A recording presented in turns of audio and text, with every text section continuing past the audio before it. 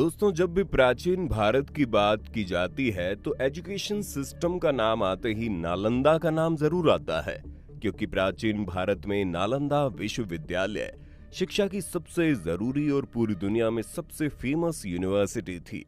ये दुनिया के सबसे पुराने विश्वविद्यालयों में से एक थी, लेकिन इतिहास और भारत की गौरव गाथा को आगे के समय तक जो यूनिवर्सिटी लेकर आ सकती थी, उस समय से बहुत पहले ही मुस्लिम आक्रमणकारी बख्तियार खिलजी ने पूरी तरह से बर्बाद कर दिया। और बर्बादी भी इस तरह की नालंदा को उस स्तर पर दोबारा बनाया नहीं जा सका।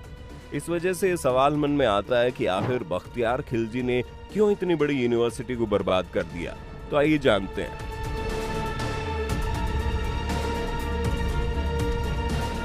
पहले यूनिवर्सिटी की बात करें तो नालंदा प्राचीन भारत के मगध साम्राज्य में मौजूद एक मशहूर बौद्ध विश्वविद्यालय हुआ करता था, जिसका निर्माण गुप्त राजवंश के सम्राट चंद्रगुप्त द्वितीय के बेटे राजकुमार गुप्त प्रथम ने 5वीं शताब्दी में करवाया था। बिहार के इस विश्वविद्यालय में 8वीं से लेकर 12वीं शताब्दी तक पूरी दुनिया के छात्र पढ़ने आते थे।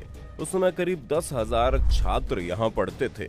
इसी के साथ यहाँ 2,000 शिक्षक पढ़ाते थे। शिक्षा का केंद्र माने जाने वाले इस विश्वविद्यालय में 300 कमरे और 9 मंजिला एक विशाल पुस्तकालय था।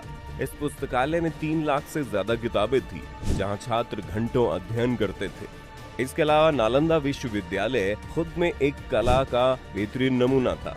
एक समय में इस विश्वविद्यालय में दाखिला पाना बहुत बड़ी बात माना जाता था, क्योंकि यहाँ की प्रवेश परीक्षा बहुत कठिन होती थी। इसके लिए छात्रों को 3 कठिन परीक्षाओं का सामना करना पड़ता था, जिसके बाद ही किसी का यहाँ एडमिशन हो पाता था। लेकिन इन सब के बावजूद इस विश्वविद्यालय की किस्मत उतनी अच्छी नहीं थी, क्योंकि नालंदा विश्वविद्यालय को आक्रमणकारियों ने 3 बार बर्बाद किया था, लेकिन केवल 2 बार ही इसको फिर से बनाया जा सका। और तीसरी बार के हमले ने तो इसे पूरी तरह से खत्म कर दिया, जिसकी जिम्मेदारी बख्तियार खिलजी को दी जाती है। अगर खिलजी के बारे में आपको नहीं पता तो बता दें कि अवध में कुतुबुद्दीन ऐबक का सेनापति था बख्तियार खिलजी। फारसी इतिहासकार मिनहाज सिराज ने अपनी पुस्तक तबक़त-ए-नासिरी में कुछ दशक बाद उसके किए गए कामों के बारे में लिखा। किताब में मौजूद बातों के अनुसार खिलजी को बिहार की सीमा पर 2 गांव सौंपे गए थे। मौके को भांपते हुए उसने बिहार में कई लूटपाट और छापे शुरू कर दिए और उसे जीत भी मिलती रही, जिससे उसका हौसला बढ़ता रहा। इसी बढ़ते हुए हौसले के साथ खिलजी ने बिहार के किले पर हमला करने का फैसला किया और एक बड़ी लूट को अंजाम दिया। अब ये पूरा काम इतना कठिन था कि अपनी जिद की वजह से वो इसी दौरान काफी बीमार पड़ गया।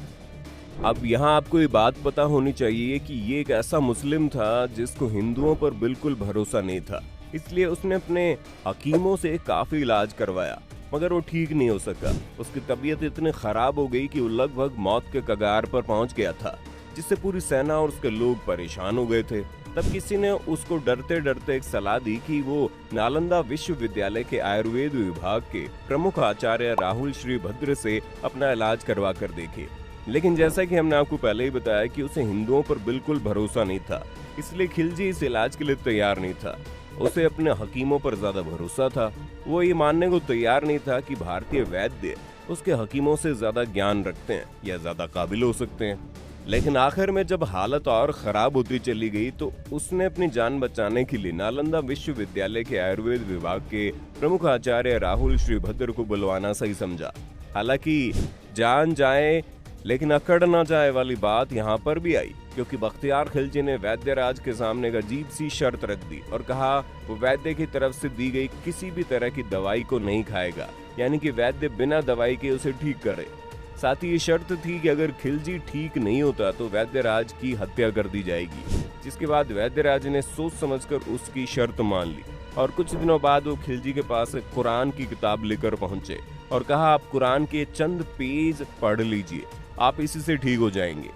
अब चूंकि बात कुरान की थी तो खिलजी मना भी नहीं कर पाया और उसने वैद्यराज के बताए अनुसार कुरान के उन पन्नों को पढ़ा और ठीक हो गया। अब ये बात खिलजी के लिए बड़ी हैरानी वाली थी कि आखिर वो कुरान पढ़ने से कैसे ठीक हो गया। तो ऐसा कहा जाता है राहुल श्रीभद्र को पता था कि खिलजी पन्नों को पलटने के लिए उंगलियों को जीभ से छूता था, और इसीलिए कुरान के कुछ पन्नों पर एक दवा का लेप लगा दिया गया। इसलिए वो थूक के साथ उन पन्नों पर लगी दवा को खाता गया और ठीक होता गया। अब खिलजी इस बात से परेशान रहने लगा कि एक भारतीय विद्वान और शिक्षक के पास उसके हकीमों से ज्यादा ज्ञान है, और इस बात से वो इतना नाराज हुआ कि उसने ठान लिया कि वो ऐसी यूनिवर्सिटी को ही तबाह कर देगा जहां उसके हकीमों से ज्यादा पढ़े लिखे लोग निकल रहे हैं। यही कारण था कि उसने देश से ज्ञान, बौद्ध धर्म और आयुर्वेद की जड़ों को नष्ट करने का फैसला किया, जिसके लिए खिलजी ने नालंदा विश्वविद्यालय की बड़ी लाइब्रेरी में आग लगा दी और लगभग 90 लाख पांडुलिपियों और किताबों को जला दिया। ऐसा कहा जाता है नालंदा विश्वविद्यालय में इतनी किताबें थी कि वो 3 महीने तक जलती रही। किताब तक की ये तबाही नहीं रुकी, क्योंकि खिलजी को पता था कि जो लोग इस यूनिवर्सिटी से पढ़ के निकले वो आगे चलकर एक और यूनिवर्सिटी बना लेंगे। इसलिए खिलजी के आदेश पर तुर्की आक्रमणकारियों ने सैकड़ों विद्वानों और बौद्ध भिक्षुओं की हत्या कर दी, जिसने पूरी तरह से संस्था को खत्म कर दिया। इस यूनिवर्सिटी के जलने के बाद ही भारत में जिस स्तर पर बौद्ध धर्म का डेवलपमेंट हो रहा था वो सिमटने लगा और लगभग खत्म हो गया। अगर इतिहास के दूसरे पक्ष की बात करें तो ये भी कहा जाता है कि खिलजी के अलावा हिंदू धर्म को भी इस विश्वविद्यालय से दिक्कत होने लगी थी। ये हिंदू धर्म के सबसे ऊपर आने वाले ब्राह्मण थे, जिन्हें अब ये लगा कि यूनिवर्सिटी पूरी तरह से बौद्धों की हो गई है।